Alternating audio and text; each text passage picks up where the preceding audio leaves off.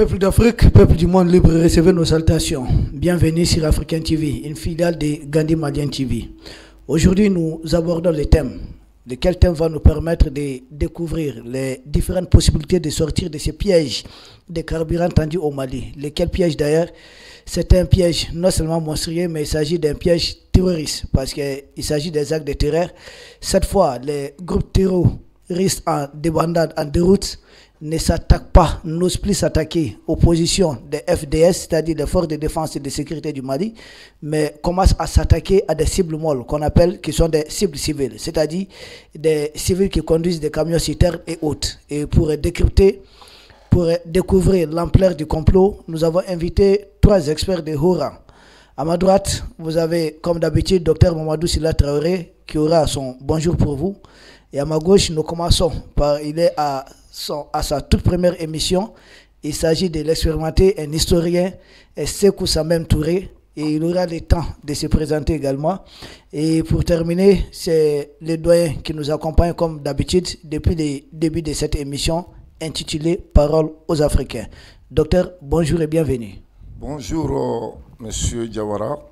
Bonjour à tous les téléspectateurs de Gandhi Malian TV, African TV par ricochet. Et bonjour à mon oncle, mon co-débatteur. Et bonjour à M. Touré, un nouveau co-débatteur qui s'associe à la famille. La famille s'agrandit. On les souhaite la bienvenue. Je pense que dans les échanges et tout ça, on aura beaucoup de choses à dévoiler, beaucoup de choses à éclairer aussi. Merci beaucoup, M. Touré. Merci Diawara, merci à Gandhi Malien, African TV. Moi, c'est bien sûr Sékou Samem Touré, je suis historien géographe. Je viens d'une partie du Mali qui a connu cette crise-là très longtemps et j'ai été acteur communautaire. Donc, je suis sur un terrain connu. Et j'espère qu'avec les autres co-débatteurs, on pourra trouver des pistes de solutions et formuler peut-être certainement des hypothèses de résilience pour nos communautés aussi, à pouvoir faire face à cette crise qui s'impose face au peuple malien. Merci beaucoup. Doyen. Bonjour Issa, bonjour à tous les travailleurs de Gandhi, mes co-débatteurs, mon neveu Traoré qui n'avait pas pu venir la semaine dernière. Bienvenue à M. Touré. Merci. Bonjour à tous les travailleurs de Gandhi Malien et surtout bonjour à Fatou Doucouré. Merci beaucoup, doyen. Droit de Ness oblige, comme d'habitude. Nous restons avec le doyen pour découvrir, essayer de décrypter les propos de notre Premier ministre, son Excellence Ablai Maïga, qui a laissé entendre il n'y a pas longtemps de cela que les GAT, les groupes armés terroristes, ont changé de mode opératoire. Il s'agit d'un plan de déstabilisation. Qu'est-ce qu'il voulait dire correctement? Nous savons qu'il s'agit d'un Premier ministre, peut-être que c'est limité au niveau explicite, mais si nous essayons un peu de fouiller dans l'implicite, qu'est-ce qu'il veut dire concrètement, doyen? Bonjour à tous ceux qui nous suivent. En fait, le gouvernement est en train d'améliorer son système, le système d'escorte et de distribution du carburant. Okay. Et donc, ils ont mis en place un dispositif sophistiqué de traçage de tous les véhicules qui prennent des hydrocarbures. C'est un système de pilotage qu'ils ont mis en place qui permet d'examiner toutes les cargaisons qui viennent à la frontière pour connaître les contenus, les différents produits pétroliers qui sont là-dedans et organiser le voyage pour venir. Et à partir de la frontière, ils peuvent diriger déjà, dispatcher le carburant entre les régions en fonction de leurs besoins. Depuis la frontière, ils ont le stock, ce qui reste, ce qui vient au Mali, là où il y en a, là où il n'y en a pas. Ce matin, j'entendais dire qu'à Kaka, il n'y a pas de problème de carburant. Oui. Donc, il y a tout on bascule pour faire une répartition équitable entre les régions, mais aussi, je crois, c'est une première, ils se mêlent du dispatching entre les stations. On verra que c'est extrêmement utile par la suite pour diminuer le ruée vers les stations après. Donc c'est un ensemble de systèmes numérisés ou bien qu'ils ont mis en place qui permet de gérer la crise. Voilà. Mais à quoi, docteur, je reviens vers vous. Le Premier ministre, le doyen, a dit peut-être ce que le gouvernement est en train de préparer, ce que le gouvernement est en train de faire pour gérer cette crise. Mais le Premier ministre a parlé aussi des changements de mode opératoire visant à déstabiliser les institutions. Oui, effectivement, le Premier ministre a parlé en parabole. Et quand une parole parabolique vient d'un Premier ministre orthogonal, ça me dit de réfléchir, de faire une gymnastique intellectuelle. Parce que changer de mode opératoire, d'accord, mais quand est-on arrivé là? C'est ça qu'on doit se poser comme question. Parce qu'on a eu à dire à moult reprises que nous sommes à une guerre de longue haleine.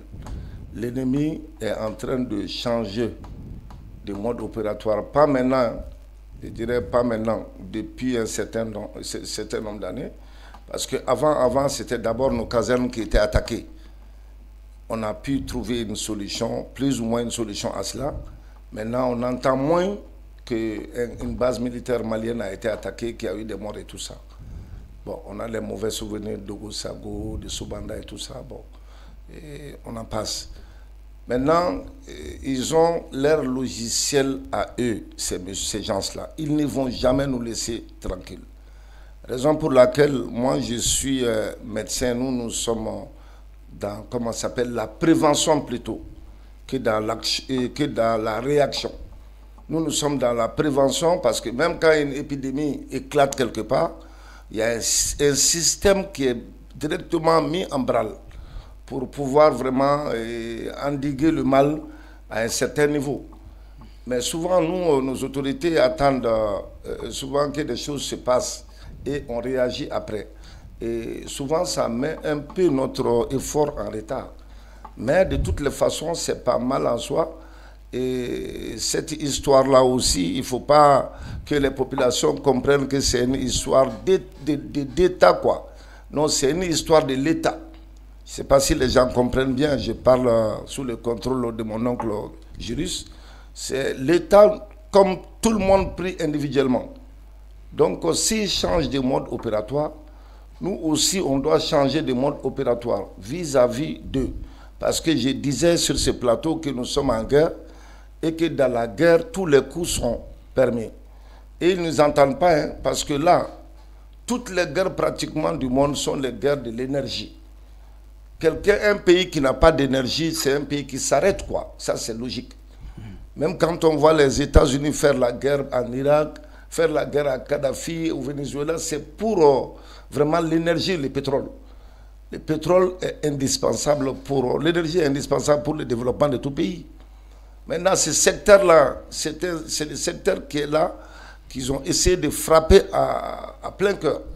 Et quand on frappe le secteur énergie en plein cœur, que les approvisionnements ne se font pas, alors la longue chaîne qui permet à la nation de tourner va s'arrêter quelque part.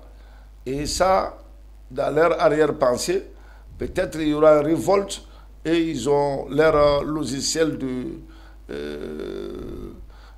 machiavélique, de diabolique, et voilà, pour que la population s'élève contre comment s'appelle, les autorités. Tous ces décès-là, c'est ça, quoi. Donc c'est ce que nous, on doit comprendre. Et d'ailleurs, je profite de l'occasion pour saluer mon peuple. Vraiment, le peuple malien est résilient. Et quelque part, les gens sont en train de comprendre. Même s'il y a le verre dans la pomme, il y a des gens qui sont parmi nous, qui sont au service du colon encore et qui ne veulent rien du Mali prospère. Voilà. Ok, merci beaucoup. Professeur Touré, nous revenons vers vous. Changement de mode opératoire. Pourquoi changer de mode opératoire? L'objectif final voulu, c'est quoi? Docteur Mamadou Sylla Traoré est revenu sur ça, et peut-être c'est des gens qui visent à soulever les populations. Quelle est votre analyse là-dessus? Ok, merci bien. Moi, je le prends sous deux aspects. Ok. D'abord, le changement de mode opératoire de l'État en tant que structure de gestion des communautés, mettre un mode opératoire qui puisse répondre à la crise imposée, et au changement de mode opératoire des groupes terroristes qui s'attaquent à des cibles qui vont plutôt faire mal aux communautés, aux populations, pour les amener face aux dirigeants qui ne veulent pas sur place. Donc voilà les deux aspects sur lesquels je vais un peu mener la réflexion. Et aujourd'hui, moi je crois que l'État doit, comme le docteur l'a dit, se préparer à anticiper. Parce qu'une crise, elle ne se gère pas lorsqu'elle tombe, elle se prévoit. Aujourd'hui, nous sommes dans un dispositif où il y a certains éléments qu'on peut préparer même la population, la communauté pour ça. Et comme je vous ai dit, une crise, nous avons vécu tout ça au nord, nous avons connu toutes ces crises-là, les crises de carburant, les crises alimentaires, etc., etc. Donc, il faudra, je crois, que l'État aujourd'hui, plutôt que de chercher à amener du carburant, l'État doit préparer la communauté à la résilience. Ça veut dire quoi? Ça veut dire accepter l'état de fait que la crise s'est installée et amener la communauté à adapter des comportements et des façons de vivre qui s'adaptent à cette crise pour que la crise-là ne soit plus une crise, mais plutôt quelque chose qui a été utilisé au bénéfice des communautés. Parce que ça va nous permettre de faire face. Parce que l'objectif des groupes terroristes, c'est de nous couper carrément nos points de ravitaillement pour nous causer des crises. Aujourd'hui, par exemple, si on prend un peu la circulation au niveau de Bamako, empêcher aux privés de circuler comme ils veulent, ceux qui ont des véhicules, ceux qui ont leurs motos. Donc moi, je crois que l'État doit pouvoir s'adapter à un système où ils peuvent mettre un dispositif pour le déplacement des communautés en tenant compte des priorités publiques. Et que ça puisse répondre au ravitaillement, parce que le ravitaillement par convoi ne pourra jamais satisfaire le besoin d'utilisation des communautés. Donc moi je crois qu'on doit pouvoir changer cette façon de faire, cette façon d'utiliser le carburant qui vient. Si on prend par exemple les transports publics, mettre en priorité les transports publics, par exemple, dans le ravitaillement du carburant, utiliser les compagnies à l'intérieur du pays qui sont là au service de tout le monde, utiliser par exemple les taxis, les Sotrama, etc., les Telmani, en tout cas, tous ceux qui sont là dans le dispositif public, les prioriser.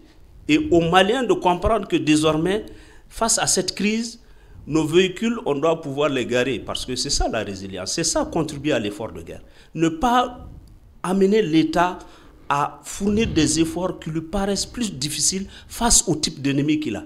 Parce que si on oblige à l'État, par exemple, d'amener 300 citernes par semaine et que le dispositif sécuritaire ne le permet pas, donc on va créer des problèmes.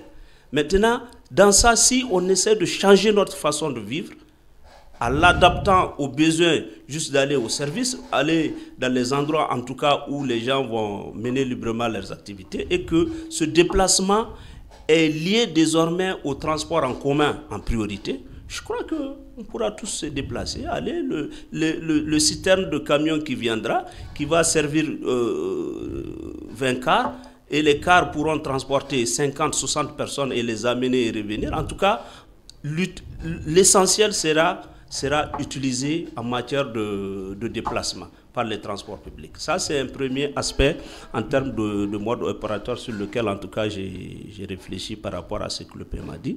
Et ensuite, les terroristes, eux, qui utilisent aujourd'hui des drones pour s'attaquer à nos convois.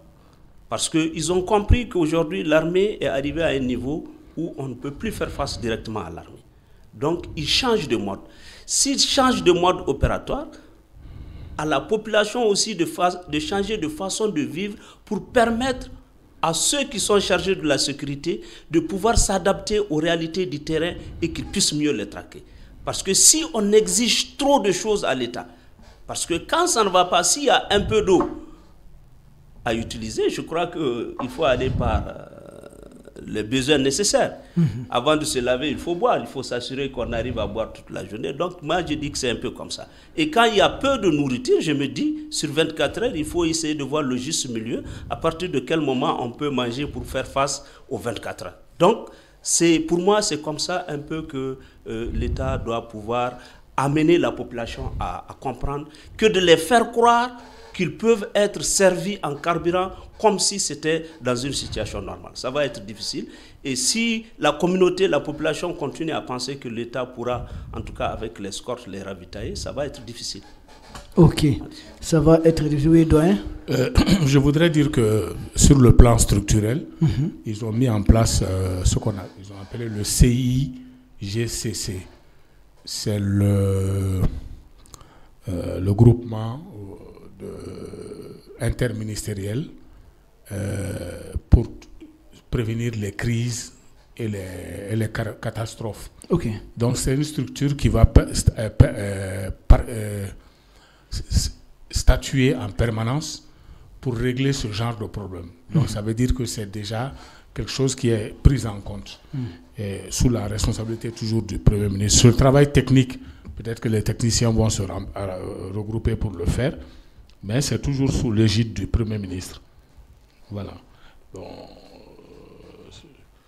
c'est le comité interministériel de gestion des crises et des catastrophes. Ok. Voilà. Ça concerne tous les ministères? C'est interministériel. Okay. C'est-à-dire tous les ministères concernés par le problème de carburant sont intéressés par ce ministère. Okay. Et tous les services, notamment un des services pivots, c'est l'administration de douane, où on peut prendre tous les renseignements. Il y a un système de numérisation de la douane qui permet de savoir les cargaisons dès leur départ du pays où on l'a acheté jusqu'à la frontière malienne. Donc, c'est plus facile à organiser. Ok, merci Doyen, nous restons avec vous. Il y a les problèmes, nous sommes en train d'en débattre, mais des pistes de solutions possibles pour vraiment finir avec ces problèmes. Parce que là, le professeur Touré a dit qu'il faudrait préparer les peuples à la résilience. C'est une option, parmi tant d'autres. Si vous avez d'autres peut-être pistes de réflexion dans ce sens, merci de partager ça avec le public. Bon, il y avait une première solution, parce que les stations commençaient à dire qu'ils n'avaient pas de carburant. Okay. C'est ce qui a d'abord été le signal d'alarme. Mais ils ont mis des inspecteurs sur place qui vont demander à acheter du carburant dans une station. Lorsque le propriétaire de la station dit qu'il n'y a pas de carburant, en ce moment, ils sortent leur badge pour dire, bon, allons, on va vérifier la cuve pour savoir s'il y a du carburant ou pas.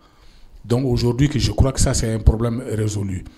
Mais ensuite, il faut empêcher on a prévu qu'il faut empêcher la vente de carburant dans les fûts, parce que les gens peuvent s'éloigner avec pour aller vendre. Aujourd'hui, moi j'ai des informations qui me disent que pour 20 litres de carburant, d'essence, il faut payer 40 000 francs à Bamako ici. Mais ça c'est de façon informelle ou bien? C'est de façon informelle, c'est des gens.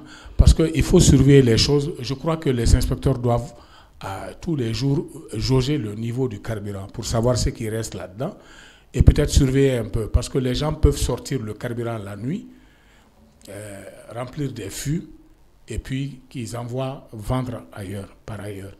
Donc, ceci, il faut l'empêcher. Mais je crois que comment l'empêcher? Le Malien n'aime pas dénoncer en général, surtout pour eux, quelqu'un qui te vend du carburant même à prix coûtant, à prix exorbitant, c'est quelqu'un qui te fait du bien. Non, il contribue à rendre le problème plus difficile. Donc dans ce cas-là, qu'est-ce qu'il faut faire? Je crois qu'il faut mettre des lignes directes à la disposition de tout le monde. Celui qui va acheter du carburant à 2000 francs le litre, ce n'est pas un problème, il l'achète, mais il appelle.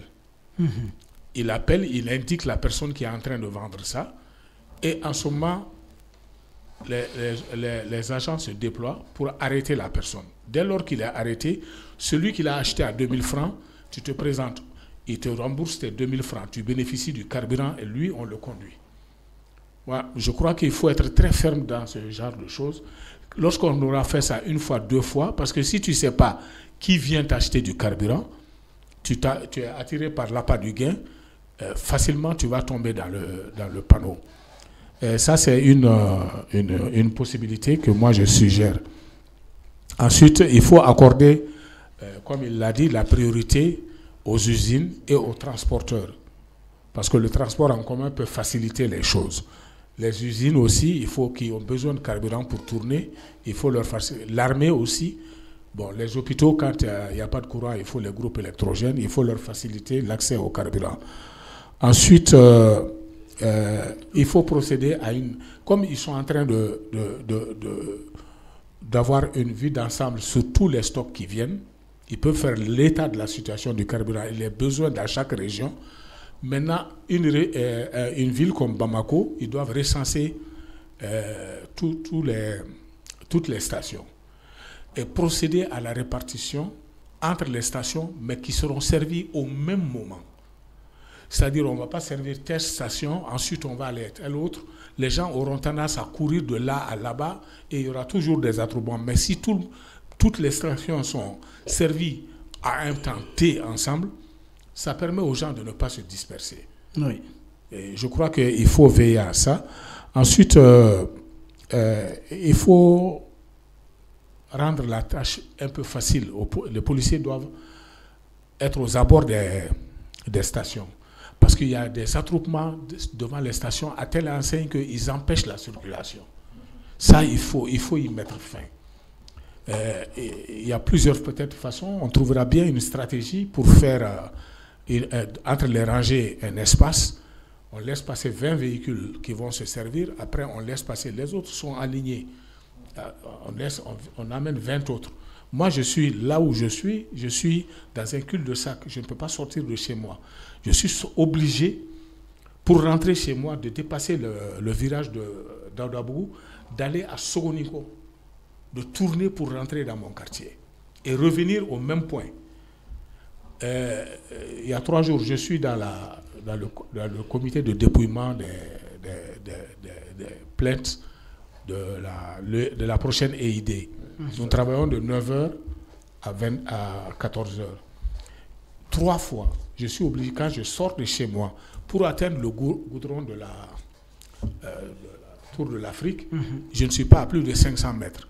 Mais c'est bloqué, je ne peux pas passer. Je suis obligé d'aller à Missabougou pour faire le tour et revenir par la route de la zone industrielle, revenir par là-bas pour venir à la médiature, c'est-à-dire en face de la primature pratiquement. Je suis obligé et ça fait du carburant. Il faut donc tout faire pour mettre fin aux attroupements ou en tout cas les organiser. Devant chaque station, avoir des policiers qui organisent le temps pour qu'ils ne bloquent pas les chemins. Ensuite, vous connaissez, il y a une fourmi qui aime tellement le sucre qu'il peut tomber dans la boîte à sucre ou bien quand c'est du miel, il préfère mourir dans... on l'appelle Kolongolomba. Oui. Voilà. Mais c'est-à-dire que les terroristes, c'est comme aujourd'hui des fourmis. Ils sont attirés par les citernes. Or, les citernes sont sur une route droite. Donc, il faut transformer cette route droite. Et ce besoin de venir sur cette route droite pour commettre des attentats, il faut le transformer en un piège pour eux. Ce piège, on a souvent des villes qui ne sont pas trop distantes, 30 km au maximum. Généralement, sur la route de Sikasso, sur la route de Ségou, tu feras rarement... Ségou, c'est la Faya qui fait 30 mètres. Sinon, à tous les coups, tu rencontreras des gens. Donc, je crois qu'à l'intermédiaire, il faut avoir des gens qui renseignent. Tout à fait. Parce qu'ils ne peuvent plus se permettre de venir attaquer physiquement, directement, les citernes. Ils savent que c'est bien protégé. Ils se mettent à distance maintenant pour tirer sur les camions. Et même, j'aurais entendu qu'ils utilisent des drones kamikazes pour attaquer les camions. Donc, c'est 2-3 kilomètres. Il y a d'autres systèmes qu'on peut mettre en place. Un système de relais de ceux qui accompagnent. C'est-à-dire que forcément, les cargaisons, quand c'est en groupage comme ça, c'est lent. Et donc, il y a une troupe qui va suivre, il y a une qui passe devant pour aller inspecter les abords et se positionner. Et quand ils arrivent à leur niveau, ils changent. Ceux qui étaient là-dedans, eux, ils prennent le pas, ils dévancent les cargaisons pour aller eux aussi sécuriser les abords de 2 km de part et d'autre. Je crois qu'il y a toute une possibilité. Ok, merci beaucoup, doyen. Docteur, vous ajoutez quelques propositions, solutions? Oui, quelques solutions. Il faudrait aussi savoir que ces problèmes-là ne datent pas d'aujourd'hui. Le problème, il est très, très bien posé. Moi, je me rappelle, 3 mois ou 4 mois avant, souvent, il y a des stations à Bamako. Tu essaies de t'arrêter pour prendre le carburant, ils disent qu'il n'y a pas de carburant, pas d'explication. Et ces stations-là, je ne vais pas dire leur nom, depuis le début de la crise jusqu'à là où nous sommes, ils n'ont jamais vendu de carburant à quelqu'un. Je ne sais pas pourquoi. S'ils ont une autre modalité d'approvisionnement en carburant, je ne sais pas. Mais moi, je prône plutôt la fermeté. J'ai dit, comme le Premier ministre même aime le dire, mon Excellence, son Excellence Maïga, je me répète une deuxième fois, je prône la fermeté. Et une troisième fois, la fermeté. La fermeté à l'endroit de qui? À l'endroit de ceux qui ont créé ces problèmes-là. C'est à plusieurs niveaux. C'est pas seulement, tu vois, le petit terroriste là qui est entre Marca Congo et Fana, qui se met derrière un arbre, qui lance un lance-roquette sur une citerne. Ça prend non. Ils ont leur patron ici parmi nous. La façon dont nous on les combat, et ils nous ont infiltrés il y a longtemps, très très longtemps. Et là, tant qu'on ne parvient pas à vitrifier ces gens-là, vraiment ça va être un combat très très difficile. Donc c'est à plusieurs niveaux. Il y a d'autres choses qu'on peut vraiment associer. Je ne sais pas si les questions vont encore en venir. Même le recrutement de la population même, elle-même, mon oncle a dit, on peut recruter les Donsous, on peut recruter comme les Burkinabés ont fait des volontaires. On va y arriver. On va y arriver. Voilà. Le temps de laisser M. Touré peut-être terminer avec des pistes de solutions. Okay, d'accord. Donc j'avais parlé de la résilience. Oui. Il faut préparer la population à ça. Et ensuite, il faudra développer les communications, l'information, les sensibilisations auprès des populations. Parce que d'abord, les attroupements, si l'État peut éviter, on doit les éviter. Parce que ça crée de la panique. Parce que quand on voit des gens qui partent au niveau des stations 2 jours, 3 jours à chercher du carburant, on a l'impression qu'il y a une catastrophe qui s'impose. Donc ceux qui ont des esprits faibles peuvent avoir très mal, et ce n'est pas au bénéfice de nos autorités. Donc d'abord organiser à ce niveau. Et ensuite, organiser de sorte que cette crise-là puisse être gérée de façon à prioriser, comme je l'avais dit, les transports en commun qui sont au service de toute la population. Donc que ce soit ceci qui soit prise en priorité et qu'ils aient le carburant. Parce que là où il y a l'élément important, c'est que le prix du carburant n'a pas changé, ça n'a pas évolué. Oui. Donc normalement, la crise jusqu'à un certain niveau ne doit pas exister parce que le prix est maîtrisé. Ensuite, il y a d'autres éléments parce que le docteur vient de dire tout de suite qu'ils ont des gens parmi nous. Et je crois que la population doit être mise à contribution pour gérer cette crise-là. Ça veut dire quoi? Ça veut dire que les leaders communautaires doivent être associés aux différentes commissions qui s'occupent de cette organisation. Parce que si on prend par exemple qu'aujourd'hui, que les chauffeurs, leurs syndicats se retrouvent dans un regroupement, eux, ils pourront donner leur expérience et tout ce qu'ils savent, tout en sensibilisant les chauffeurs à contribuer à l'apaisement de cette crise.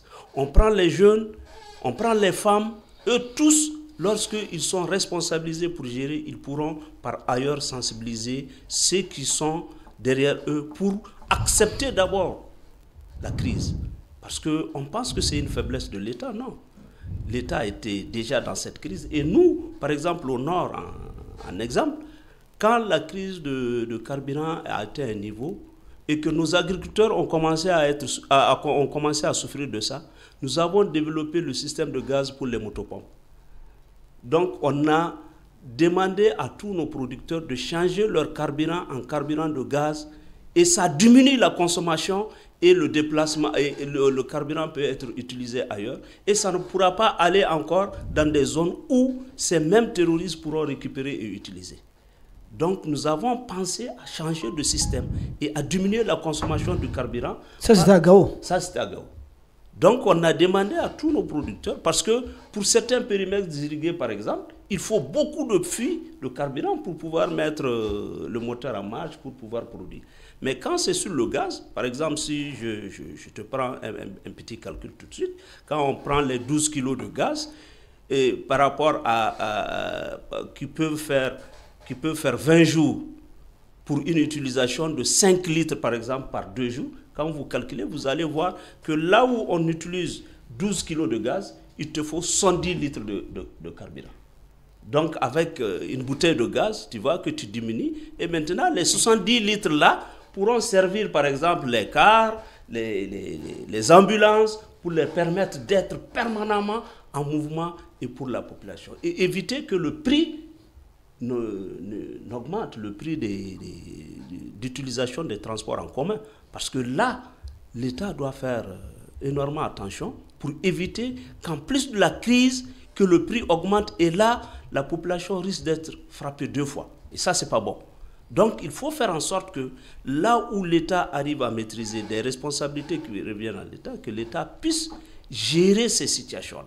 Et en gérant, en donnant du carburant au transport en commun, avec le prix normal au niveau du truc, et quand ceux-ci l'ont facilement, ils ne pourront pas augmenter le prix. Et la population pourra aller vaquer à ses responsabilités. Ça, c'est un premier aspect. Et l'autre aspect, c'est qu'aujourd'hui, l'État doit tout faire pour que l'énergie, au lieu que ça diminue, que le temps d'électricité augmente, parce que ça permettra de résoudre beaucoup de problèmes et beaucoup de besoins de carburant pour ceux qui vont chercher pour leur groupe, pour ceux qui vont chercher pour les cliniques. Ça va diminuer leurs besoins d'utilisation de carburant parce que déjà l'énergie arrive à assurer pour tout le monde. Donc c'est pourquoi je dis qu'il faudra que l'État se mette dans les dispositions à faire une gestion pédagogique de cette crise que de vouloir aller vers les égaux. Bon, les terroristes ils ont défié, il faut... Non, moi je crois que la réponse ne doit pas aller sur cette nature-là. Ok, merci beaucoup. Résilience du peuple. Vraiment, il faudrait saluer. Je pense, docteur, à l'entame où vous avez salué la résilience du peuple malien. Le professeur Touré a d'ailleurs insisté là-dessus. Doyen, un mot sur la résilience de notre peuple. C'est à saluer quand même. Bon, je crois que la résilience sera fonction des besoins. C'est-à-dire que si tu dois te déplacer sur 3 km, tu as l'habitude de le faire en voiture. À un certain moment donné, s'il n'y a plus de carburant, alors que tu dois te déplacer forcément, tu trouveras le moyen de le faire. À défaut de prendre une moto-taxi, un taxi, tu seras obligé peut-être de faire recours au vélo. Ou même au covoiturage. Mon neveu et moi, aujourd'hui, quand on venait, on s'était donné... Moi, j'ai un restant de carburant dans ma voiture. Lui aussi, c'était la même chose. Bon, depuis midi et quelques... Depuis le matin, on s'est appelé. Comment il faut coordonner? Bon, on s'est donné un point de rendez-vous. Moi, il devait garer sa voiture. Moi, j'allais le chercher. Il venait au point de rendez-vous à pied. Mais finalement, il m'a dit non, j'ai un peu plus de carburant que toi. Toi, tu restes. J'ai laissé ma voiture dans une station. J'ai fait le reste à pied et je suis parti le rejoindre. Il arrivera à un moment donné où j'ai un ami qui est dans le même comité de dépouillement des interpellations que moi. Il a une voiture, sa femme a une voiture. Tout le matin, ils viennent tous deux en ville. Hier matin, il m'a dit non, on a commencé à se dire, on laisse une voiture, on n'en prend qu'une. Donc, alternativement, ils peuvent, quand le carburant aura fini dans un véhicule, l'autre est là disponible. Bon, ensuite, moi-même, pour mes petits plaisirs, je partais beloter chez lui. C'est un peu distant, mais ces derniers temps, j'ai arrêté. Je pars pour les prières à plus d'1 kilomètre et demi ou 2 kilomètres de chez moi. Je partais à pied l'an passé. J'ai eu des petits problèmes de santé. Je partais en voiture cette année, mais j'ai arrêté. Hier, je suis parti à pied, aller et retour. Je suis parti à pied. On ne met pas de carburant. Mais si on met du carburant, c'est peut-être qu'il faut bien manger à la maison. Voilà, c'est tout. Et je crois qu'à un moment donné ou à un autre, les gens vont s'adapter. Plus la crise va se durcir, plus ils vont s'adapter. Il n'y a rien à faire. Parce que les gens ne vont pas se laisser mourir. Les gens ne vont pas rester à la maison. Si tu as un malade à la maison, ta voiture est en panne, tu es obligé, devant les exigences, de chercher un autre moyen. Donc, il y aura des petits moyens qu'on va inventer comme ça. Des petits moyens qu'on va inventer. Docteur, tu ajoutes quelque chose? Oui, il faudrait aussi comprendre que le Malien est de nature alarmiste. On est trop alarmiste. Souvent, quand les situations se présentent comme ça, il faut quand même essayer de les vivre dans la quiétude, et essayer de comprendre et essayer de voir comment est-ce qu'on peut sortir de l'ornière. Est-ce que ce n'est pas aussi dit en partie à l'offensive médiatique de l'ennemi qui avait accompagné? J'allais oublier exactement. Il y a même un monsieur que je ne dirai pas le nom, oui, et tout le monde lui en parle maintenant. Un monsieur sans valeur, vraiment. Une personne qui doit être mise à la poubelle, quoi. Et c'est lui, à travers ses paroles et tout ça, il parle comme si lui, voilà, il a, comment ça s'appelle, la commande du Mali, quoi. C'est lui qui dit. Or, lui ne décide de rien. Absolument. Absolument. Lui, c'est un petit communicant. Ça, voilà, ceux qui traînent, tirent la corde derrière, ils sont là et ils sont connus. En fait, je disais, je me répète, c'est une situation de guerre. Eux aussi, ils ont leur tête pensante. Comment nous faire du mal? C'est ça. Comment faire du mal? Comment frapper le régime à plein cœur? Ils ont, même si cette situation-là va être, comment ça s'appelle, cernée, bien résolue, ils tenteront d'autres situations, quoi. Il ne faudrait jamais perdre de vue. C'est pour cela que j'ai dit qu'il faut être sur le qui-vive. Dans certains pays, même si le problème n'est pas là, on fait souvent des simulations.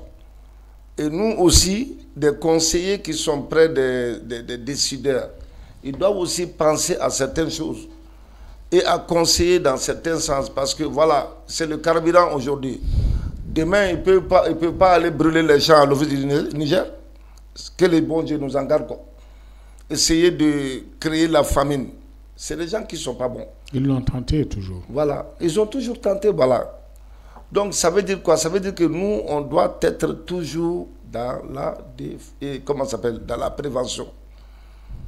Il faut toujours prévenir, faire même des simulations et voir, en cas de ça, comment est-ce qu'on va répondre? Parce que si on avait su que le carburant allait être un problème, et si on l'avait su, on l'avait simulé depuis longtemps, une crise de carburant, on allait avoir des stocks. Voilà, on allait avoir. Sur ce plan, nous avons été les premiers à évoquer ce problème-là. Mm-hmm. L'une des causes pour laquelle la crise s'est amplifiée d'un coup, c'est parce que les dépôts de carburant devaient être ravitaillés pour pouvoir ravitailler toute la population sur un temps donné. Oui, 3 à 6 mois. Minimum 3 mois et plus. Comment se fait-il que les dépôts de carburant ne sont pas intervenus à temps pour faire des stocks? Non, comment est-ce qu'il y avait des stocks? S'il n'y en avait pas, pourquoi? Voilà. Et donc, je crois que le Premier ministre, dans une des rencontres à laquelle j'ai assisté, avait dit que bon, les problèmes de stockage aussi, ils vont les prendre en charge. Et moi, quand je suis sorti d'ici, après l'avoir dit, avec des pétroliers, on s'est rendu compte qu'il y avait des problèmes dans les stocks, les dépôts de carburant. Oui, il y avait des problèmes. Mon oncle, je me rappelle de cette histoire. C'était depuis le temps de Alpha. Tous les stocks de la ville de Bamako étaient à la zone industrielle à... Ah non, il ne faut pas dire les lieux.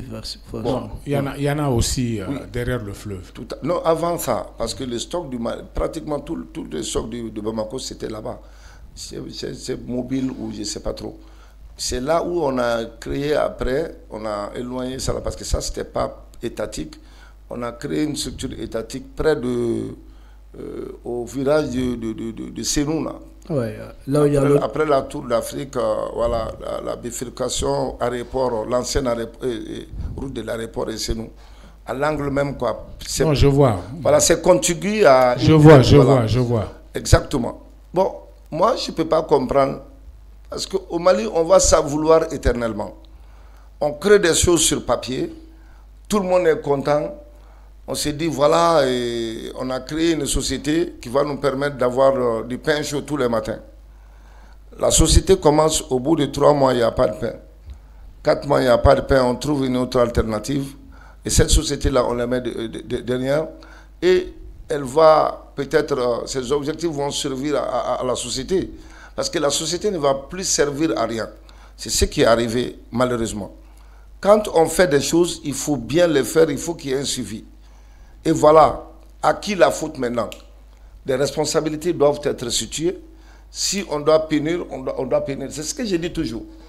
Mais au Mali, il y a trop de définisme, il y a trop de laxisme, parce qu'un tel est le petit frère d'un tel, ou bien c'est le fils d'un professeur un tel. Souvent, il n'y a pas de punition, il n'y a pas de sanction. Donc, c'est... Oui. Je vais juste rebondir un peu sur ce que vous venez de dire, parce que nous avons déjà vécu cette situation, comme je l'ai dit. Donc, c'est bien que les solutions qu'on avait eues vers chez nous qui ont pu aider un peu à la situation. Par exemple, la question de stockage. Nous avons des produits qui venaient d'ailleurs. La plupart de nos produits de consommation venaient d'ailleurs. Donc, on a compris que souvent, ces pays voisins-là, je ne citerai pas de nom, faisaient exprès souvent de nous couper pour accentuer la crise. Parce que quand on dit Gao, c'est le Mali. Pour accentuer la crise. Maintenant, qu'est-ce que nous avons fait? Nous avons demandé à tous nos commerçants de faire des entrepôts, de faire des grands magasins. En tout cas, la période où ils peuvent prendre ces marchandises-là, ils vont faire un grand stockage qui constitue pendant un bon bout de temps qui va ravitailler la population. Ça, c'est bien réfléchi. Maintenant, qu'est-ce qui va se faire en retour? Si nos commerçants aussi ne partent plus acheter dans ces pays-là pendant 6 mois, il y a une crise qui va s'installer chez eux. Parce que eux aussi, c'est par ça qu'ils se font des dividendes et c'est par ça qu'ils vivent. Donc, mais quand eux, ils arrivent à faire des réserves de 6 mois d'argent pour leurs besoins, pour leur utilisation, alors que nous, on n'a qu'1 mois de consommation, la crise va être de chez nous. Donc, c'est pourquoi il est très bien qu'aujourd'hui, que nos gens puissent vraiment anticiper et qu'on comprenne qu'on est vraiment dans une crise. Et il ne faut pas aller par le dos de la cuillère. Et une crise, aujourd'hui, à ce niveau, c'est partout, il passe par tous les moyens. Surtout qu'avant, c'était un problème militaire. Aujourd'hui, ça, c'est la question réglée. Hein? Aujourd'hui, on ne s'attaque plus à un militaire malien au hasard comme ça. Donc, aujourd'hui, ils vont voir les côtés sur lesquels, aujourd'hui, l'État ou en tout cas les particuliers n'ont pas pris de dispositions pour essayer de mettre la crise. Et on a vu aussi que dans la gestion de cette crise de carburant, qu'il y avait des producteurs ou encore des travailleurs dans ce secteur qui contribuent aussi à accentuer la crise. C'est-à-dire des gens qui amenaient du carburant. Et quand on a compris ça, il fallait mettre ces gens-là, il fallait les constituer en groupe de bon office pour contribuer à la crise. Qu'est-ce qui va se faire? Il y aura 2 camps. Le camp de ceux-là qui ont été responsabilisés par l'État pour aider la communauté à vivre et le camp de ceux-là qui essaient d'accentuer la crise pour se faire plus de bénéfices. Donc finalement, l'État a compris là où souvent le problème se pose et à quel niveau la crise peut commencer ou peut s'arrêter. Donc les informations sont là et l'État contribue à pouvoir stabiliser. Donc finalement, ces secteurs ne sont plus touchés parce que ça ne constitue plus aujourd'hui, parce que les gens ont su maîtriser un peu la gestion à ces niveaux-là. Donc je crois que vraiment la prévoyance aussi doit faire partie de ces éléments. Et c'est pourquoi je dis qu'il faut éviter de se donner au jeu de ces gens-là en termes de communication. On va couper le carburant, il y aura plus, on va couper les routes. C'est-à-dire l'État doit s'organiser parce que c'est une continuité, c'est une vie de tous les jours, que des gens qui aujourd'hui sont là, demain ils sont ailleurs. Et d'ailleurs, quand on va voir même dans la communication, celui qui communique et les acteurs sur le terrain qui font le désordre ne parlent même pas la même langue. Donc ça veut dire qu'il n'y a rien de sérieux de coordonné. C'est juste qu'ils font des tentatives, ils créent un peu le désordre et ça ne doit pas nous emporter. Il n'y a pas le feu à la case. Il n'y a pas le feu à la case. Sur ce point, je voudrais rappeler une chose, je ne sais pas si je dois l'évoquer ou pas.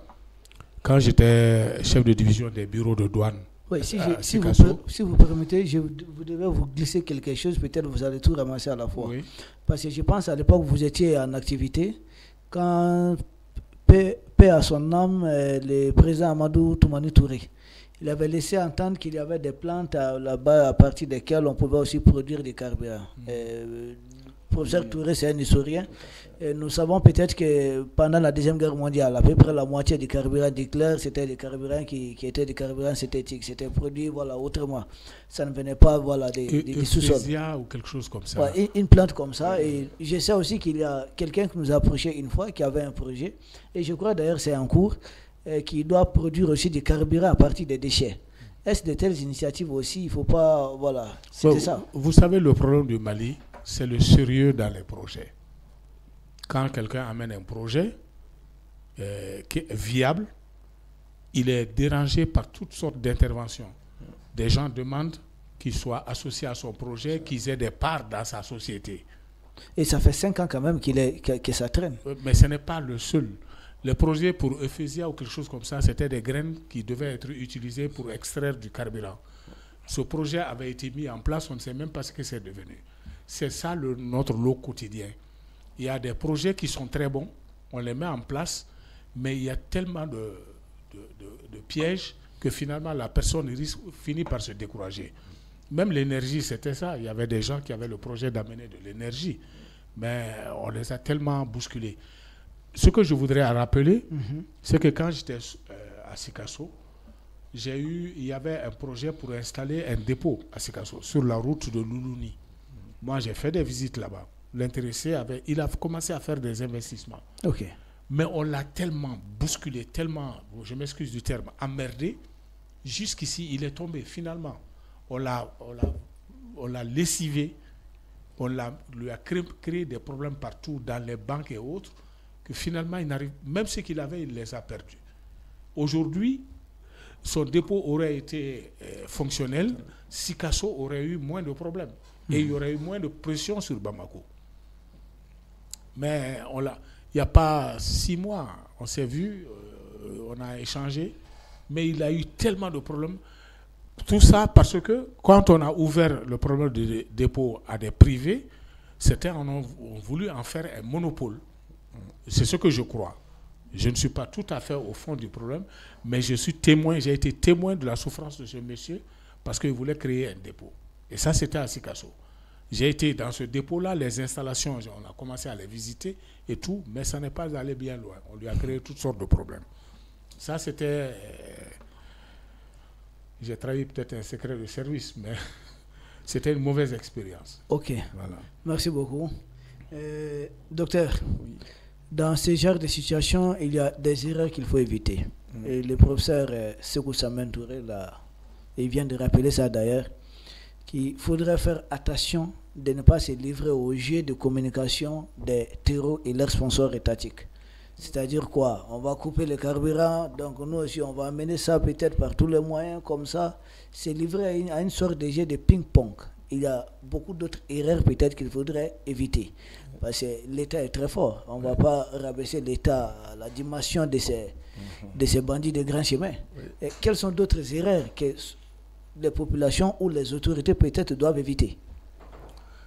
Évidemment, la communication, l'aspect communicationnel dans cette histoire-là est très très important. Et comme on a eu à le dire, Cheikh Anta Diop disait quelque part dans une de ses pensées, dans ses récits, que l'ennemi peut te battre mentalement, psychologiquement, avant de t'achever physiquement, quoi.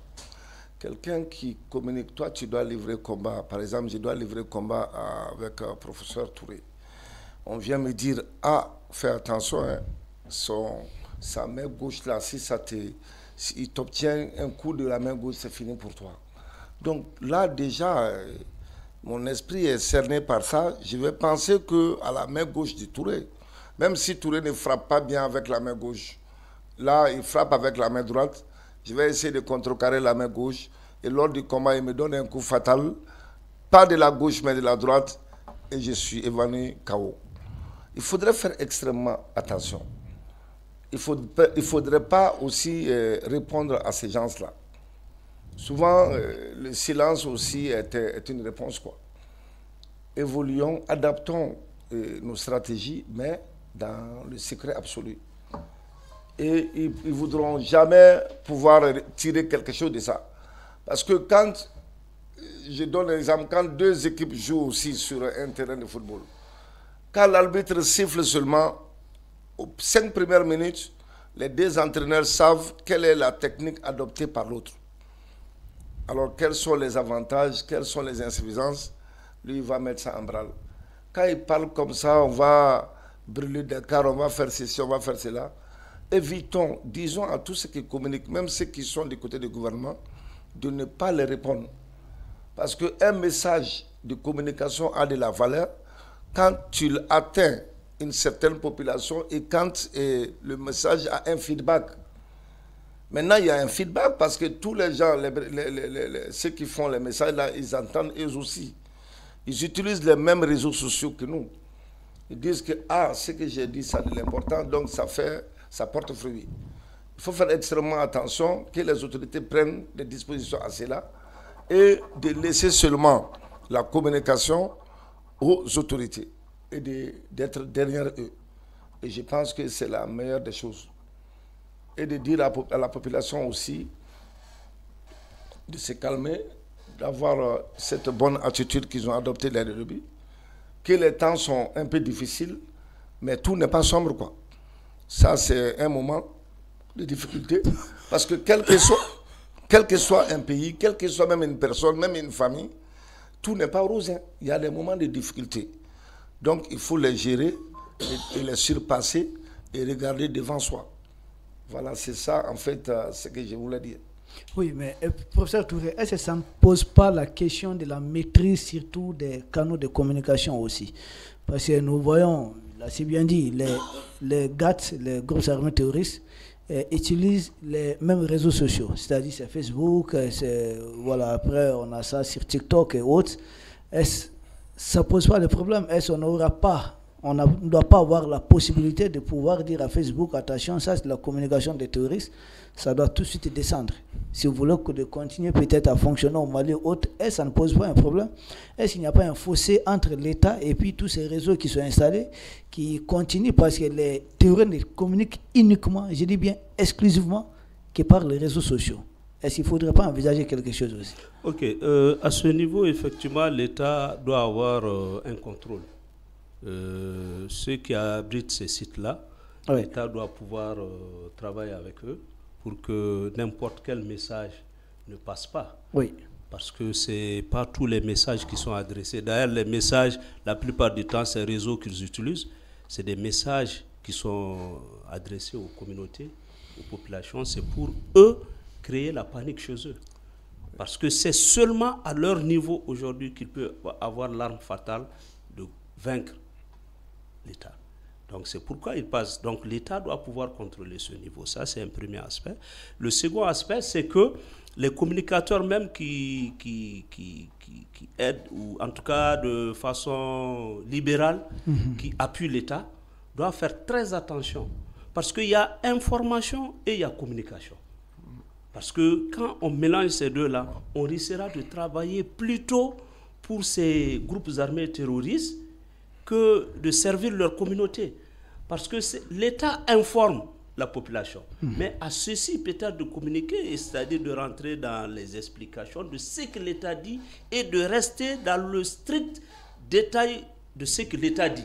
Parce que l'État apporte toujours des informations pour apaiser la population.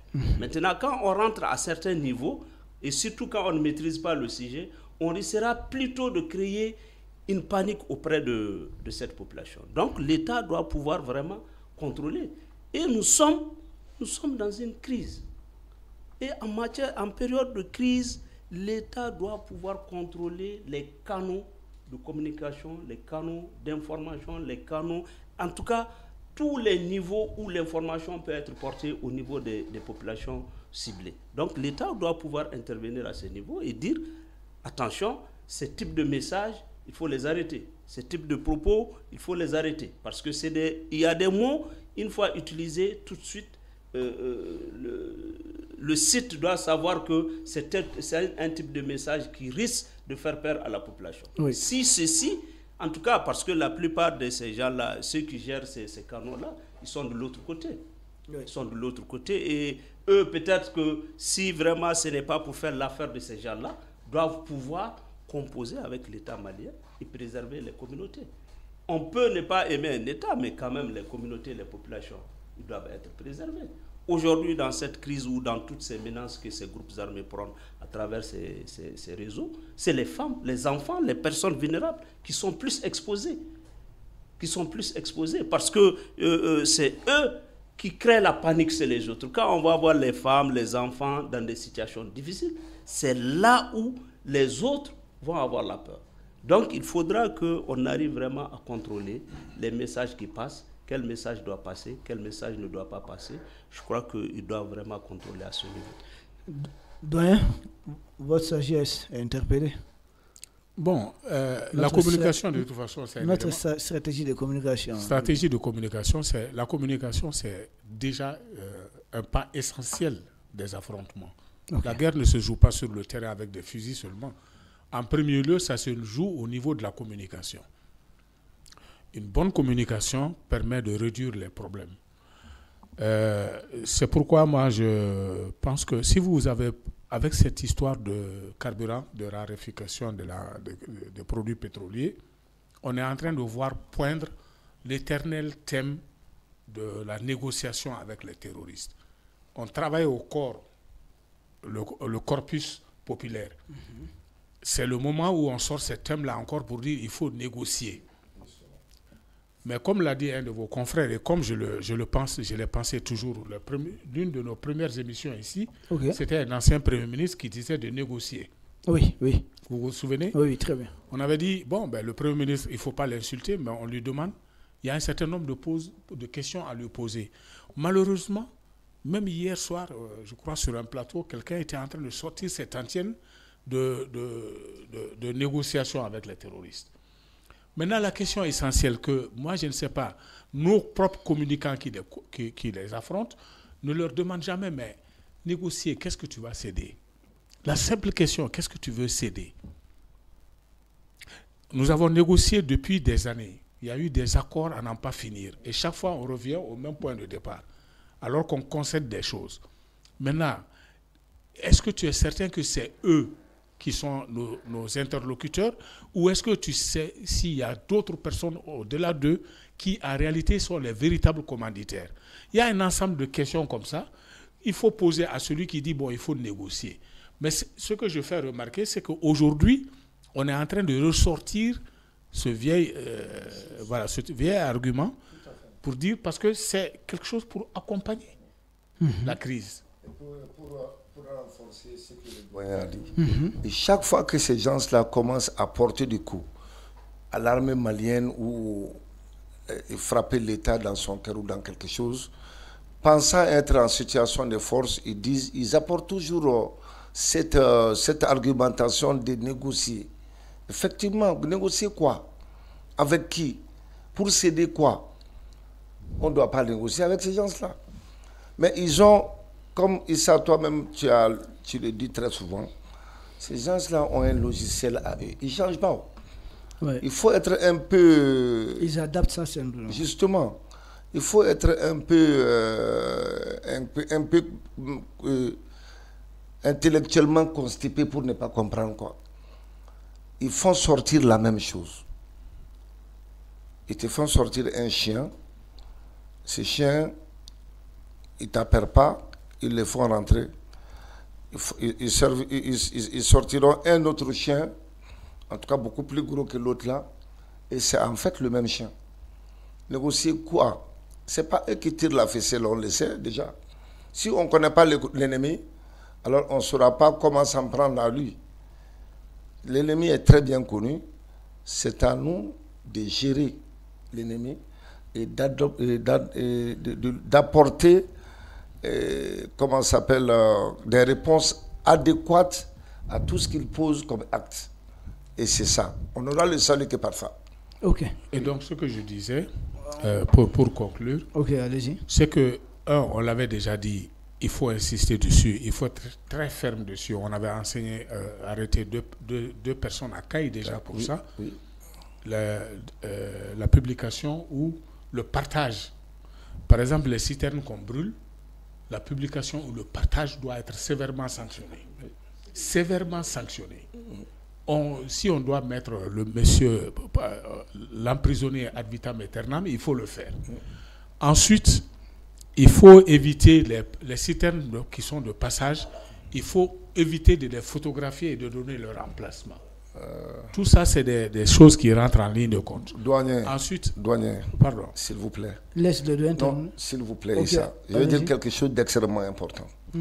Avant-hier, pas plus tard qu'avant-hier, je passais devant une station où il y avait un attroupement monstrueux, quoi. Le fil allait jusqu'à 1 km. C'est à Kalabankoura, près de la mairie. Il y a une voiture RAV4 qui était arrêtée. Le monsieur était en vidéoconférence avec une personne de peau blanche. Et il filmait en même temps. Moi, j'étais allé acheter une ardoise pour mon garçon. Il a dit, mon frère, qu'est-ce que toi tu fais comme ça? Je vais appeler la police. Il a pris la fuite. Donc, imaginez, cette pénurie de carburant, ce n'est pas seulement sur les réseaux sociaux. Hein.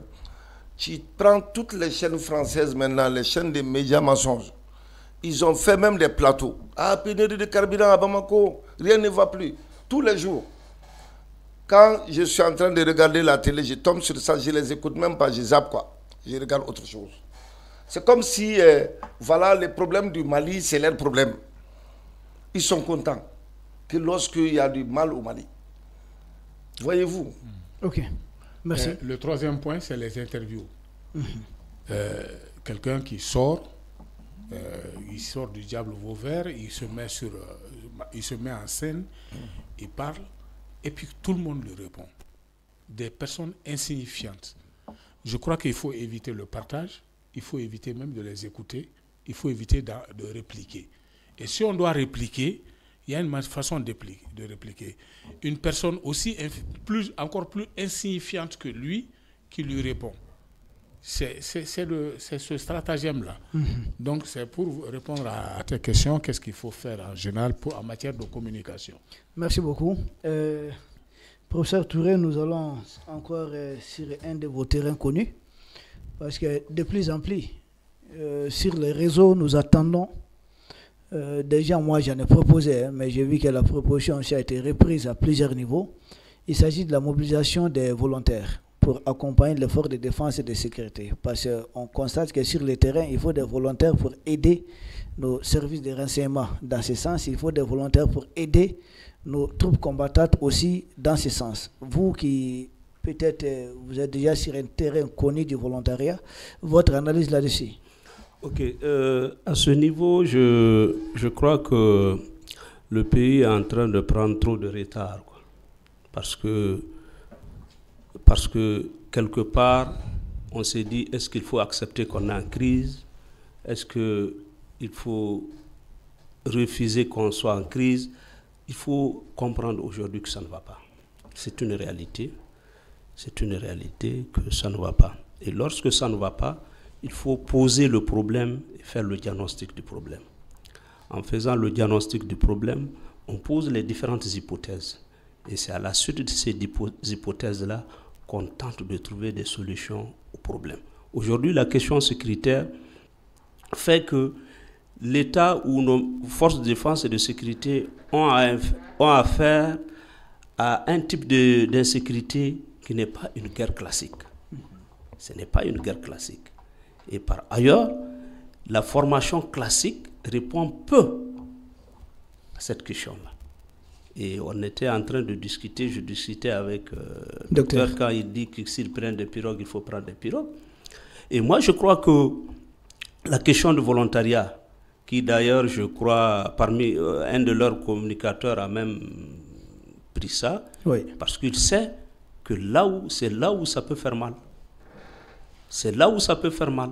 Parce qu'il faudra que l'État, avec tous ces moyens qu'il a, que l'État se mette dans même le dispositif de recrutement comme eux-mêmes. C'est-à-dire recruter à côté de lui quelqu'un qui est chargé de retourner l'arme contre lui.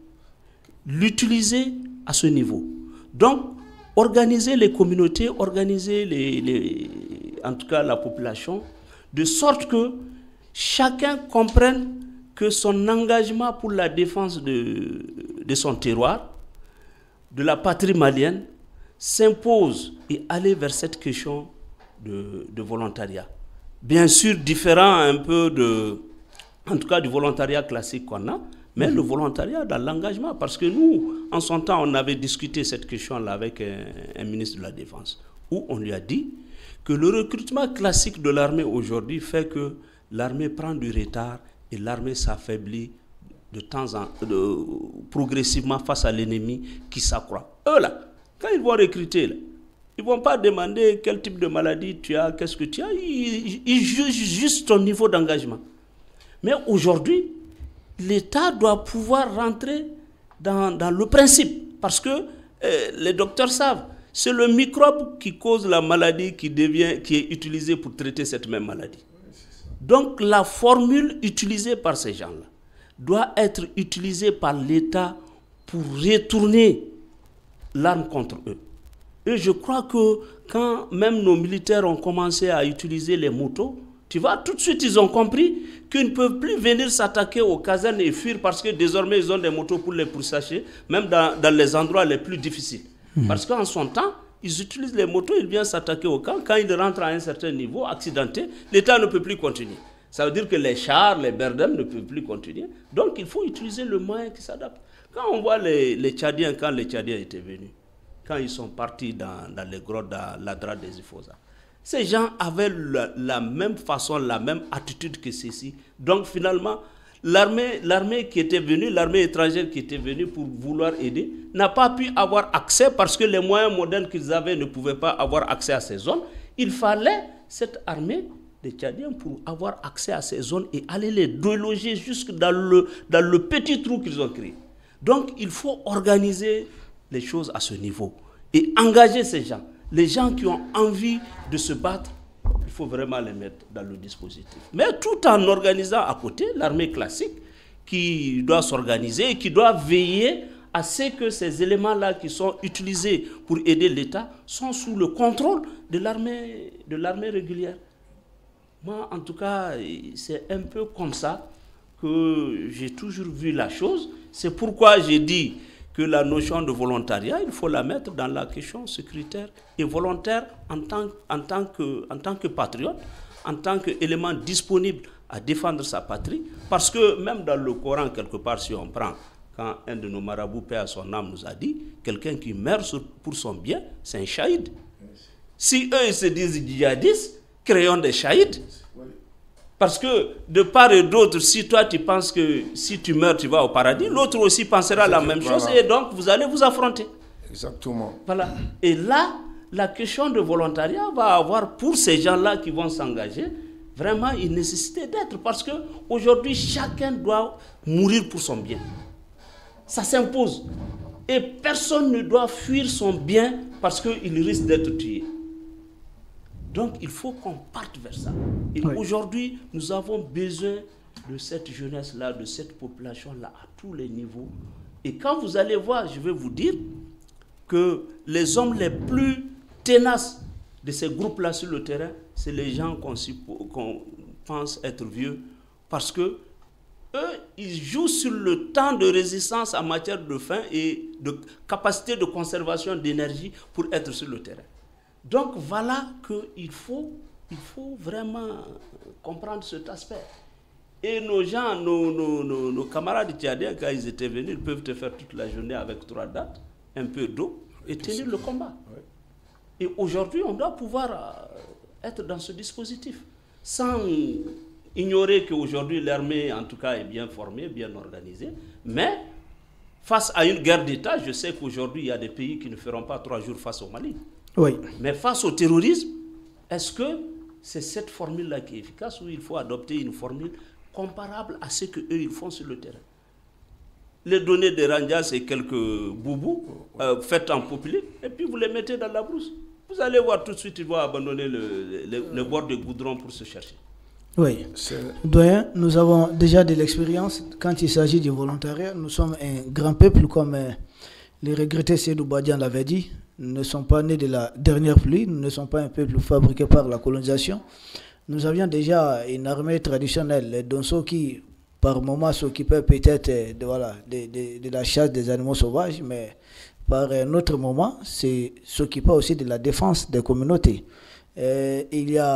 Nous avons ça, et puis il y a d'autres volontaires qui ont fait leurs preuves. Nous nous souvenons du mouvement Gandakoy, qui a fait toutes ces preuves, qui était un mouvement quand même de résistance qu'il faut saluer.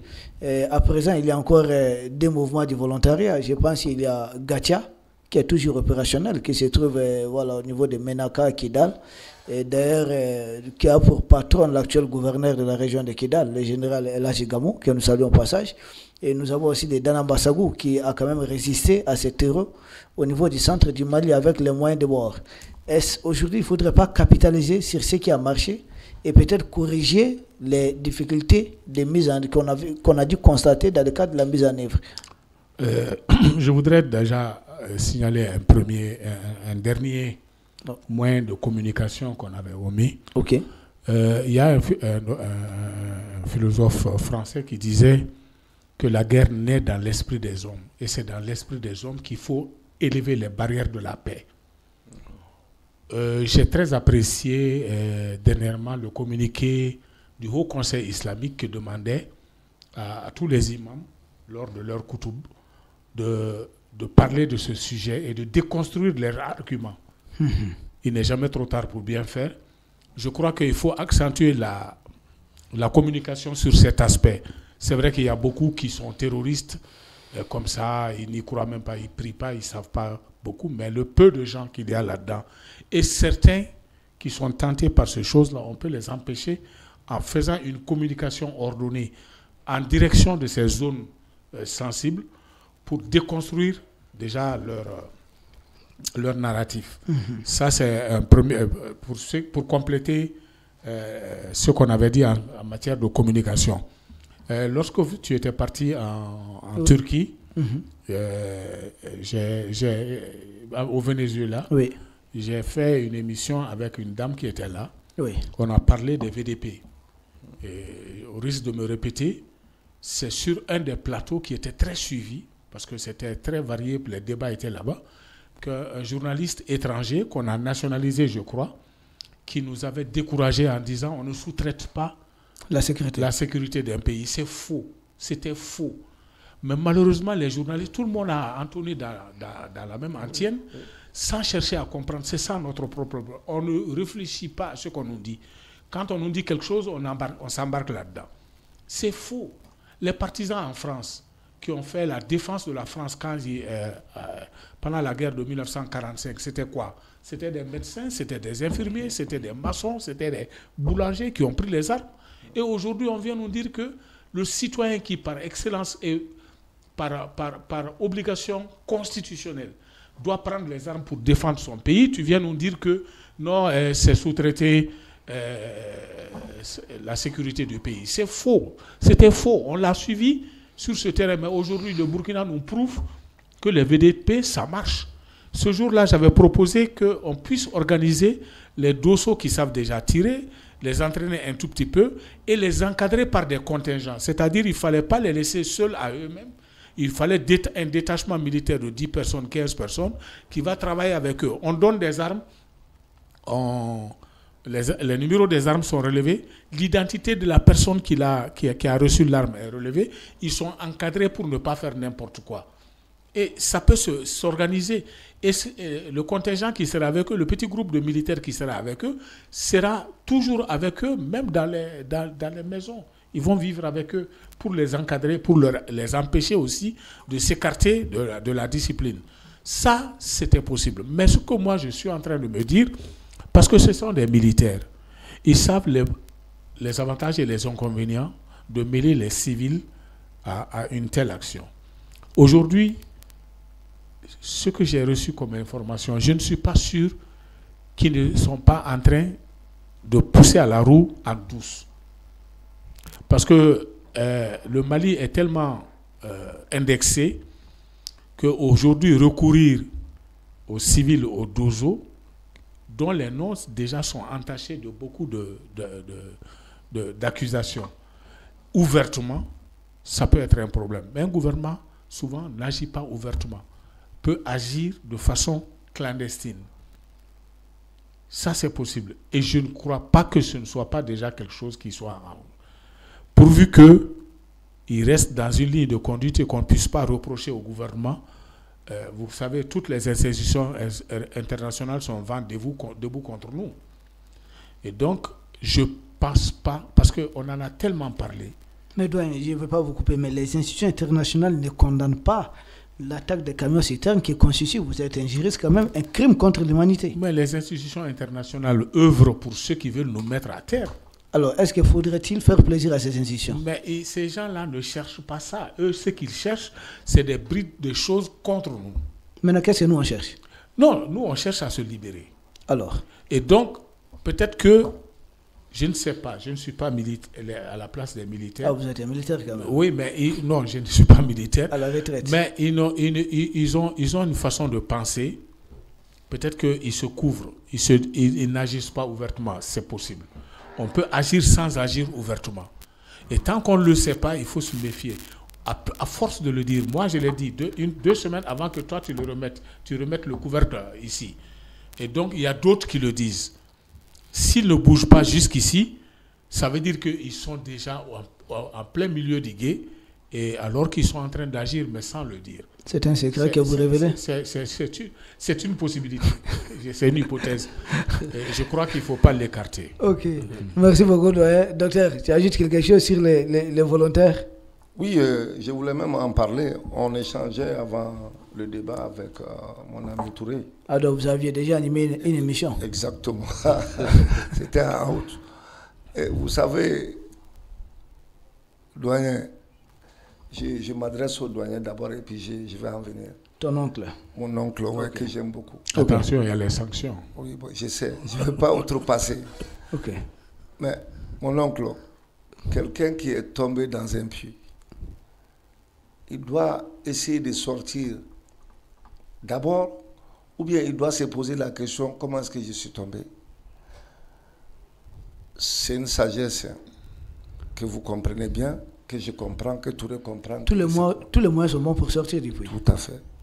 Donc on n'a pas besoin d'être vu ou indexé par ces soi-disant institutions nationales, Human Watch. Ils disent toujours RFI, sur ceci, vous voyez, les trucs sont accablants pour le Mali. Il y avait un rapport, celui qui a rédigé le rapport n'est même pas venu à Bamako, excusez-moi, n'est même pas venu à Bamako. Donc c'est des choses, on doit jeter ça derrière nous. Nous, tout ce qu'on cherche, c'est de sortir de cette situation. Or, un pays en guerre, chaque citoyen, je disais, qu'on ne doit pas en faire ces problèmes-là une affaire d'État. L'État, dans sa plus grande composante, dans sa définition, c'est un pouvoir exécutif, ok? C'est une population, ok? Et c'est une, comment ça s'appelle? Une superficie. Un territoire. Un territoire. Et ça est la relation avec d'autres États qui fait la dernière phase de sa définition. Donc l'État, c'est moi. C'est mon oncle, c'est toi, Issa. C'est le professeur Touré. Et s'il y a un problème dans un État, chaque membre, surtout qui touche l'existence même de l'État, imaginez, je ne souhaite pas que ce combat-là, on le perd. Qu'est-ce qu'on va devenir? On a décidé de prendre un chemin, on l'assume et on le fait. Ce n'est pas seulement l'armée. Moi, j'ai dépassé ce cadre-là. Où, dans un recrutement, les bons qui sont souvent les bons qui sont là, je ne critique personne, mais pour une simple carie dentaire, on t'élimine, ou bien pour une simple, tu n'as pas de, voilà, qui est, comment on dit ça, Isa? Quand quelqu'un ta recommandation, c'est lui qui t'a recommandé. Or, il y a des gens très valables. Une formation, un seul individu pris dans l'armée, le former pendant 1 an, ça coûte énormément. Or, cet aspect classique-là, on doit sortir de ça. Quand on prend chaque préfecture, chaque région, ce n'est pas les Bamakois qui vont aller sécuriser les Gawa. Ceux qui sont à Gao, les jeunes de Gao, savent tous les recoins, même les forêts de Gao, ils savent. On les recrute tout de suite là. On recrute 2000, 3000 jeunes à Gao, on les arme, on ajoute, comment ça s'appelle, comme on le disait, on se répète, on ajoute un certain nombre de militaires qui vont les encadrer sur le terrain et ils vont apprendre certaines choses même là-dedans. Au bout de 6 mois, ce problème-là est résolu à jamais. Parce que quand l'État ne recrute pas, ces gens-là recrutent. Nous avons 1 243 000 km². L'armée malienne était une armée qui était vraiment à genoux. Oui, il n'y avait pas d'effectif. Il n'y avait pas. L'armée était à genoux il y a quelques années de cela. Comment voulez-vous croire au miracle que cette armée-là va venir vaincre seulement en quelques mois les terroristes là? Non.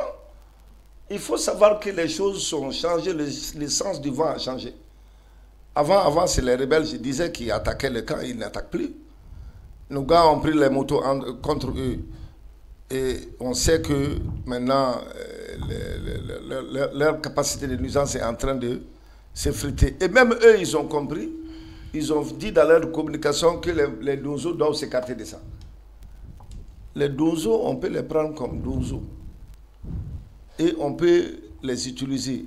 Même pour, comment ça s'appelle, les donner quelque chose à la fin de chaque mois, on peut utiliser la population. On va exiger peut-être à chaque commerçant du riz d'ajouter 100 francs ou 200 francs. On peut collecter dans les mosquées, on peut faire un peu partout, on peut chercher de l'argent pour eux. En attendant de gérer cette situation. Et si cette situation se termine, ils ont quand même une certaine base. Et c'est là qu'ils veulent vouloir rester dans l'armée, qu'ils restent, mais ils vont défendre leur territoire. Et c'est là qu'ils veulent partir ailleurs, qu'ils peuvent partir. C'est ça, en fait. On n'a pas le choix. Hein. Ces gars-là ne nous donnent pas de choix. Quand on voit un djihadiste, il se cache où? C'est dans la forêt. S'il n'a plus de forêt là où c'est caché, il viendra où? Je crois qu'il ne t'a pas échappé. Je lui avais dit que deux semaines avant, moi j'avais défendu cette affaire-là ici. Ok. Et j'ai expliqué que le journaliste étranger qui était chez nous les a dissuadés. Et qu'aujourd'hui, les VDP donnent la preuve qu'on peut défendre. Oui. Maintenant, on le dit, on le répète, et pourtant, ils ne le font pas. Oui. Il faut se poser la question. C'est le plus simple des choses, mais pourquoi nos autorités militaires, pourquoi nos autorités militaires ne veulent pas aller dans ce sens? Ça aussi, il faut chercher à comprendre. Moi, je mets ça avec une observation aujourd'hui.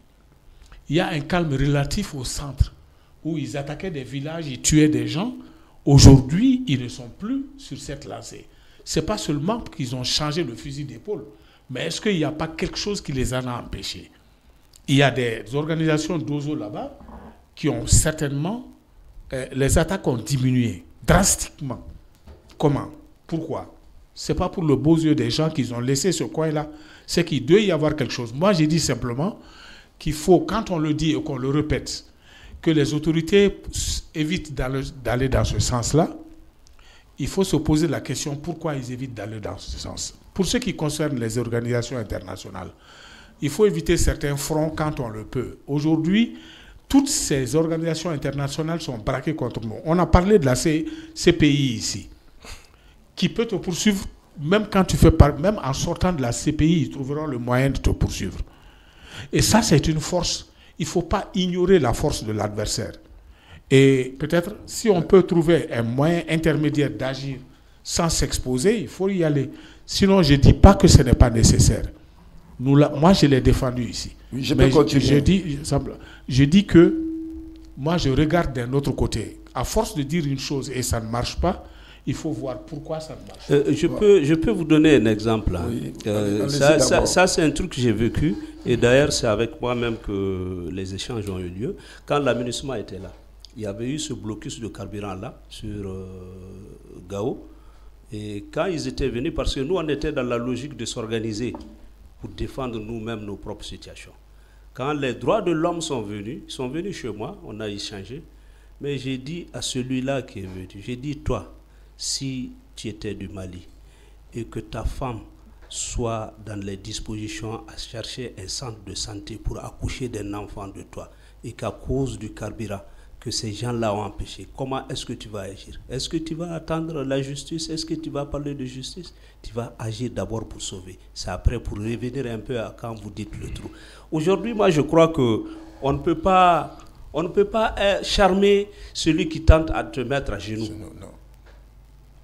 Je suis d'accord quand vous parlez de ces pays. Et il faut qu'il y ait le sacrifice. Il faut qu'il y ait ce sacrifice-là. Et aujourd'hui, ce qui prime aujourd'hui, c'est sortir les meilleures dispositions pour sécuriser notre pays, pour permettre à nos communautés d'aller et revenir. Parce que les gens, les sponsors qui sont derrière ces gens-là, ils les utilisent et ils les enlèvent tout esprit d'appartenance à ce territoire. Et on les fait même oublier que c'est contre leurs propres parents qu'ils sont en train d'agir. Donc il faudra que nous prenions nous aussi les mêmes dispositions pour répondre à cet élément, pour qu'eux ils fassent attention. Aujourd'hui, quelqu'un qui est ailleurs, qui est hors du Mali, qu'on brûle tout le Mali, ça ne lui dit rien. Qu'on brûle tout le Mali, pourvu que lui il trouve satisfaction. Maintenant, c'est à nous d'utiliser aussi tous les moyens pour empêcher que le Mali soit brûlé. Et maintenant, quand on va finir de sauver nos communautés, on va finir de faire venir le carburant, nos récoltes sont préservées, nos cultures sont préservées. Maintenant, on va voir entre nous. Voilà à quel niveau on va respecter le droit humain, le droit à la vie de l'autre. On nous parle. Je voudrais dire que Gandakoy a existé. Mais l'État, les autorités, l'État à l'époque, s'est toujours méfié ou bien a pris ses distances avec Gandakoy. Mais pourtant, personne ne peut dire qu'il ne soutenait pas Gandakoy en sous-main. Moi, j'ai dit, c'est possible de le faire. Ils ont peut-être leur manière de le faire. Il ne faut pas oublier ça.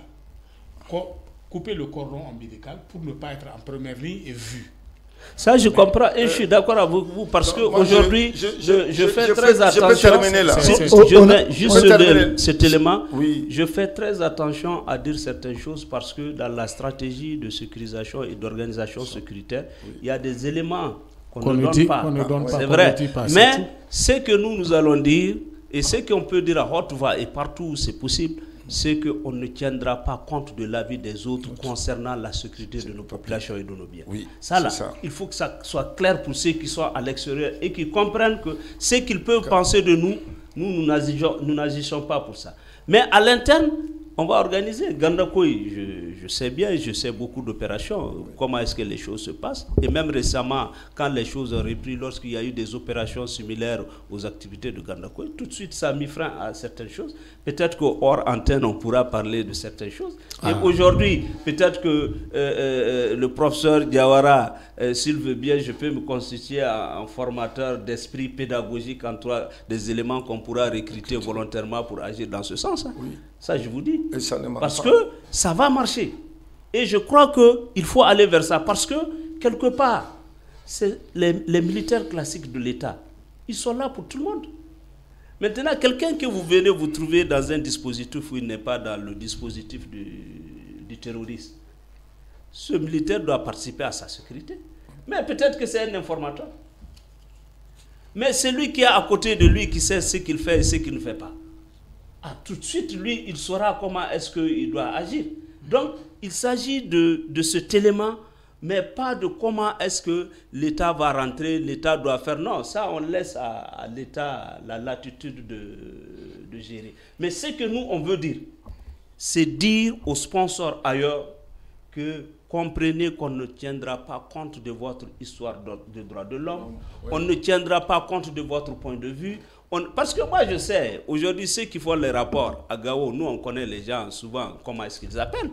Ah, il paraît-il que dans tel, ou bien, allez, va voir, je t'envoie quelques euros, tu vas vérifier, tu regardes le nombre, tu m'envoies. C'est comme ça qu'ils tiennent les rapports. Donc, ça ne tient pas, on ne doit pas tenir compte de leur point de vue.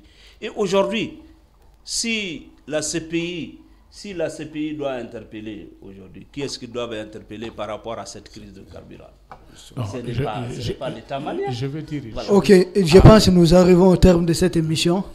Moi, je dirais simplement... Peut-être on reviendra la semaine prochaine uniquement. Je viendrai simplement, je veux dire que quand ta maison brûle, on n'a pas besoin d'eau propre pour éteindre. Éteignez d'abord le feu. N'essayons pas de comprendre ce qui se dit derrière là-bas, sous d'autres cieux. C'est eux qui font des émissions télé sur notre pays. Il y a eu des pénuries de carburant aussi chez eux. Est-ce que ORTM a invité des Maliens ou pas pour parler de ça? Non. Donc, qu'on sorte de ces carcans-là. On a toujours été pris dans les esprits comme ça. Hein? Banque mondiale, Cour pénale internationale, Cour de justice, ceci, cela. Aux Nations Unies, le Mali n'a pas porté plainte contre la France. Depuis combien de temps? La France a daigné aller répondre à la plainte. L'Algérie n'a pas été coincée. Est-ce que les Algériens sont partis? Ça a fait quel effet? Rien du tout.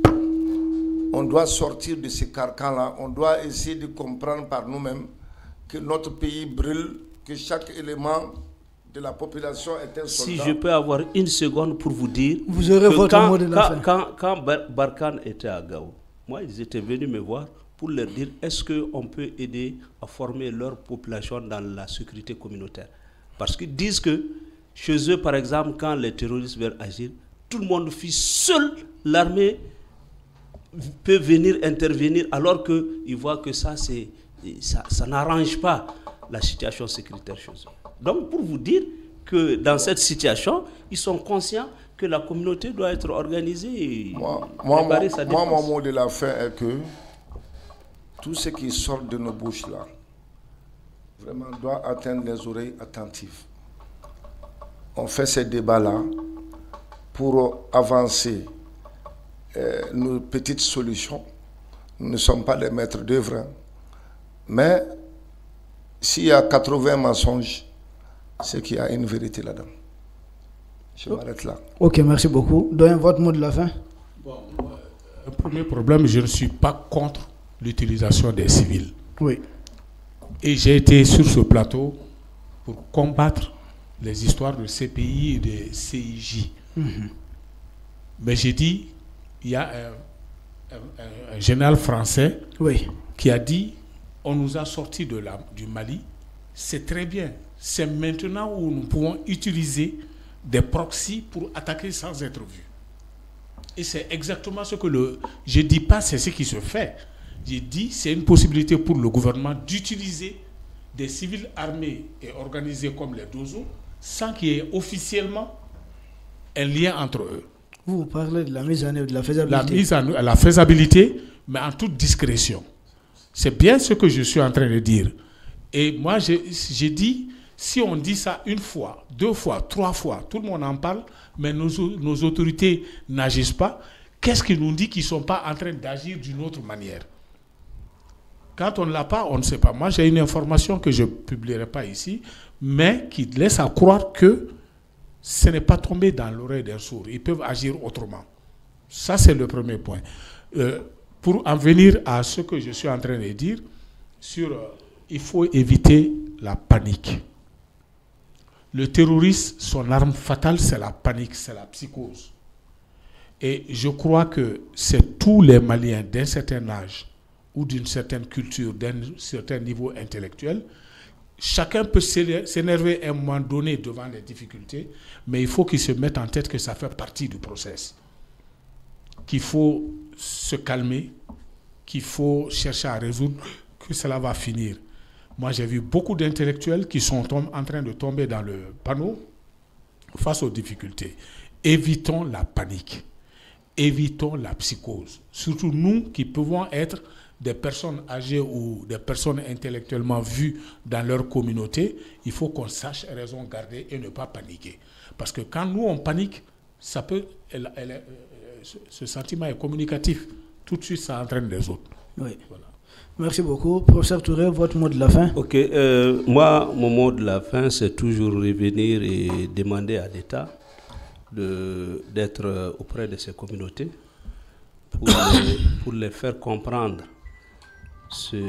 cette dimension de crise que nous sommes en train de vivre et leur rôle à jouer.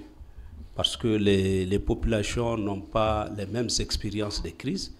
Quand vous allez prendre le nord, nous avons longtemps duré dans ces crises, donc tout de suite il y a des automatismes qui se créent.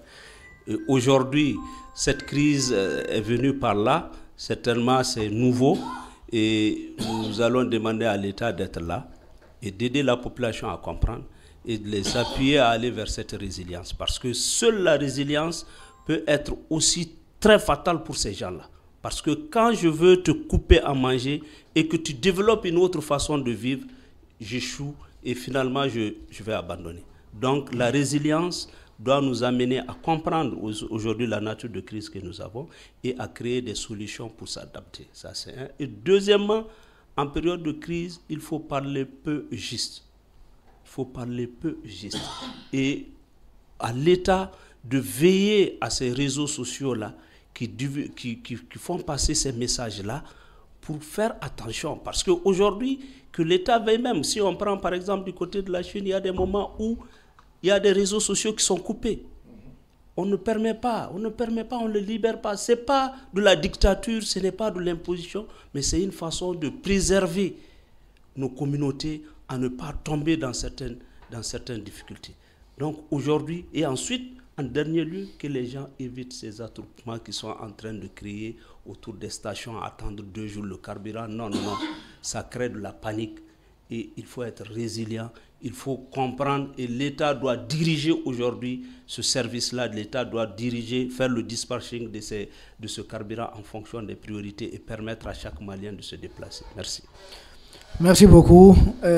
Vous étiez des centaines de personnes à nous suivre en direct et déjà des milliers en train de suivre l'émission. Nous vous remercions pour votre fidélité.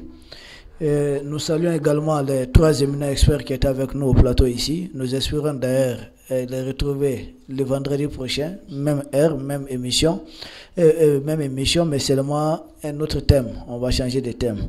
D'ici là, portez-vous bien et surtout restez branchés sur Gandhi Malian TV et African TV parce que d'autres programmes vont continuer. Merci beaucoup.